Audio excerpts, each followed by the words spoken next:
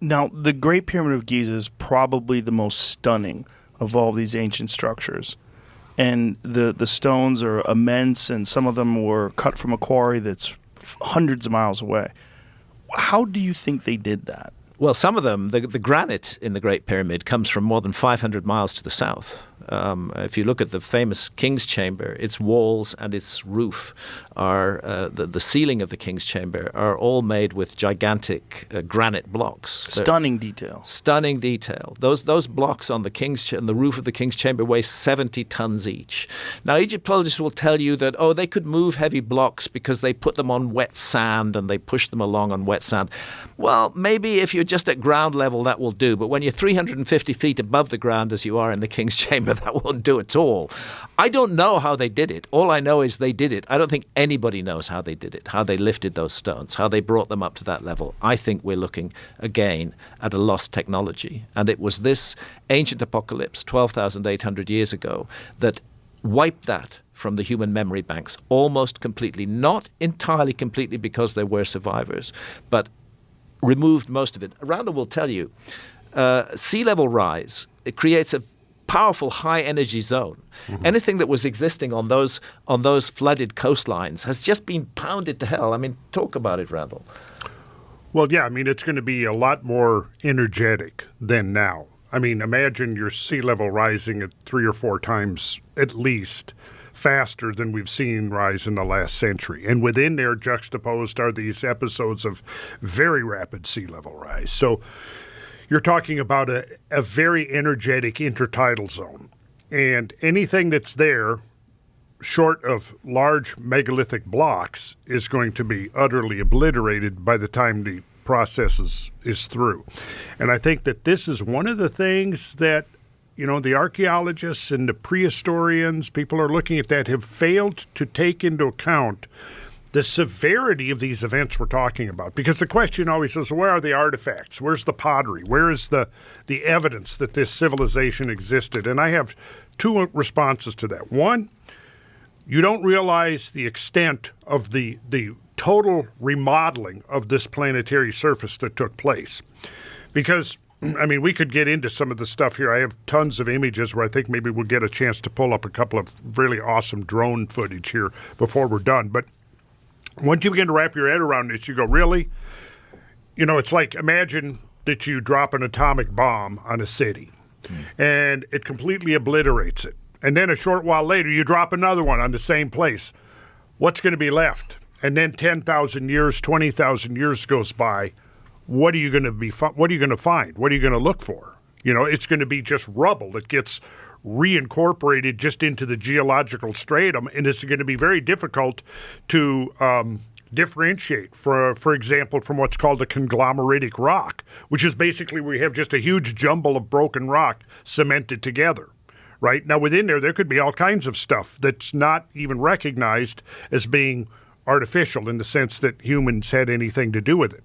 The other thing is when we talk about these ancient technologies, if we're only looking for a mere reflection of ourselves, we could overlook it completely, because I think there's evidence that exists now. I mean, some modern researchers whose work has been buried or suppressed, I think we're getting very close to rediscovering some of the things that our ancient ancestors were up to.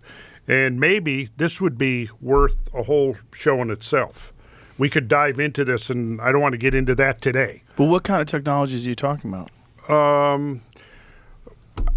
Well, I shouldn't really get into that. Get into it. Get into it, Randall. We got to get into it. Okay, well. We've opened the door, sir. Okay. Well, okay.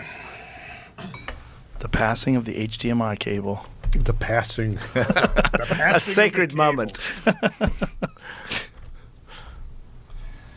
Well, there are people out there now who have been working on trying to rediscover that. And again, I don't want to digress too much into this now, because I would really rather be able to give a whole treatment of it, and it might kind of derail us a little bit from this. But there are people who've been working on these things for decades now, basically in secret. And I've had the privilege of talking to some of these people over the last 6 or 7 years. And right now, as we're speaking, there's a group of people who are basically going to open source a whole lot of stuff in the next 3 months, so it can never get suppressed again. And that's why I'd like to come back and talk in more detail. Well, I'd love to have you come back and talk about it, but we got to talk about it a little bit now.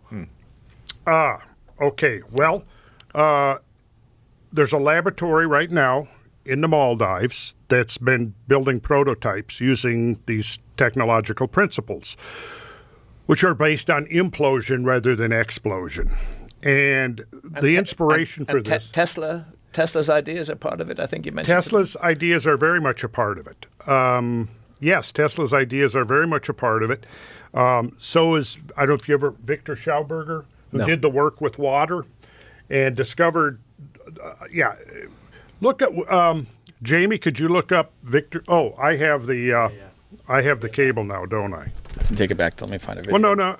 Let me pull something up here, and I think the key thing is we're looking at technologies that are not the same as ours. Yes. And that's Yes, partly that's the why point. archaeologists can't see them, because they're looking for us in the past, and they're not open to the possibility that there are whole other kinds of technology that could be used. Right. I always go back to the ancient Egyptian traditions that speak of priests chanting as these huge blocks were lifted into the air. Were they using some kind of sound effect, some kind of use of sound that was able to manipulate matter? We know that sound can manipulate matter, as a matter of fact, but they're lifting these blocks. Again and again, it appears in ancient Egyptian traditions.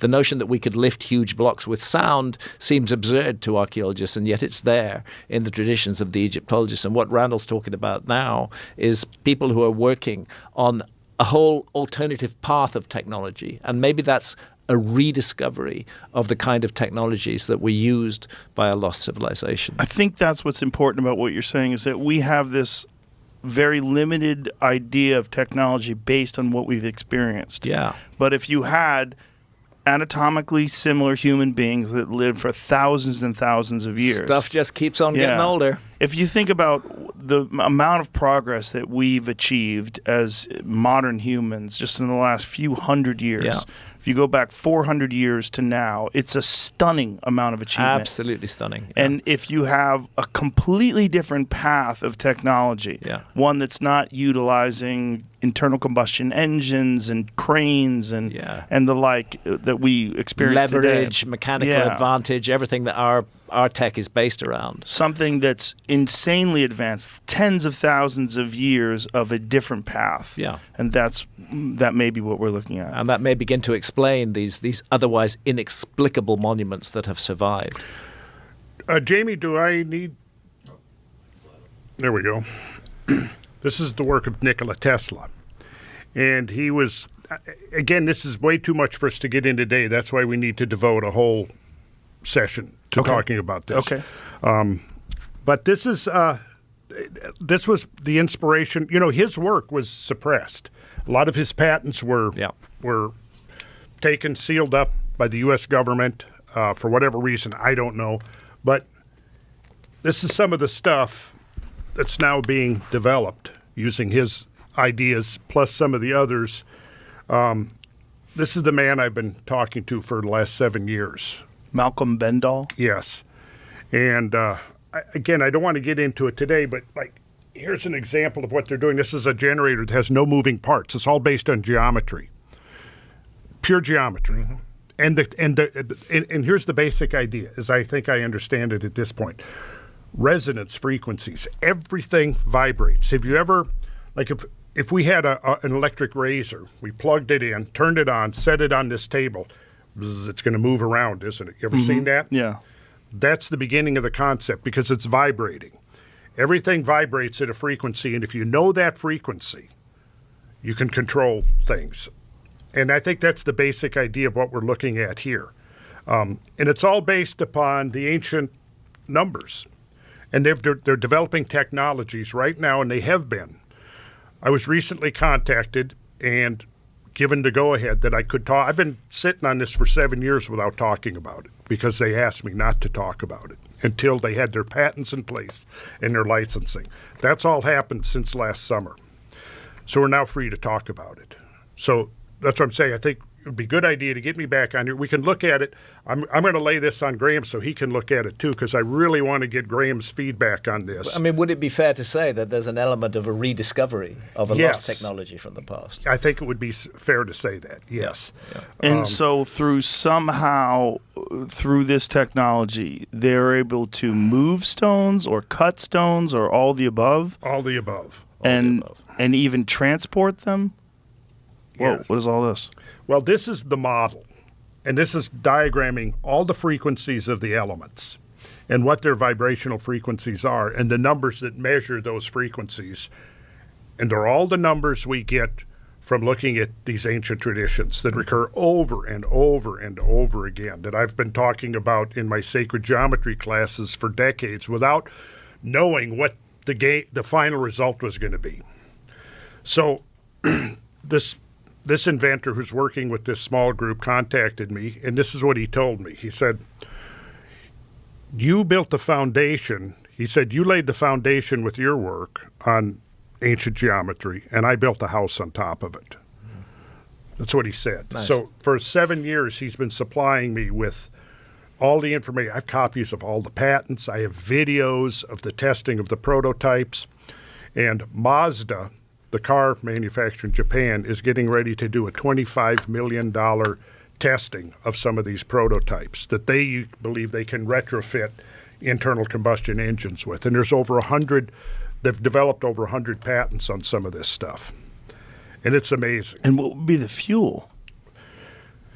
Well, plasmoids. Plasmoids, as it says here, are donut or toroidal-shaped clusters of net protons or net electrons that once captured and placed into a toroidal orbit are capable of absorbing, storing, and releasing enormous amounts of energy within their self-generated and structured electromagnetic containment field. Plasmoids, in effect, function as an atomic battery that can be self-charging due to its ability to convert matter to available clean energy. So it's a lot to get into, and I think it would take us kind of off what we're here to talk about today. At least what's promising is that there is some, at least, research or understanding. And it's actually quite mature at this point. And in order to avoid the kinds of fate that befell Tesla and Reich, Robert Oppenheimer, Victor Schauberger, and so many others that were working in these fields, all kind of converging on this same insight. It's been conducted in secret. The laboratory that they've been developing this is in the Maldives, so that it's been immune from government interference.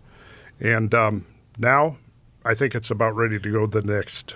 Yeah, what is the motivation of the suppressing of this information? I think in case of Tesla, wasn't it military, the fear of military applications? I also think that, there are huge corporations that have very large investments in a particular path of technology, which is ours. Right. And for somebody to come up with a whole new path of technology, it's very threatening to them. And much better from their point of view to suppress it, or if they can't suppress it, to kind of buy it and hide it, and keep things on the track that they're on now.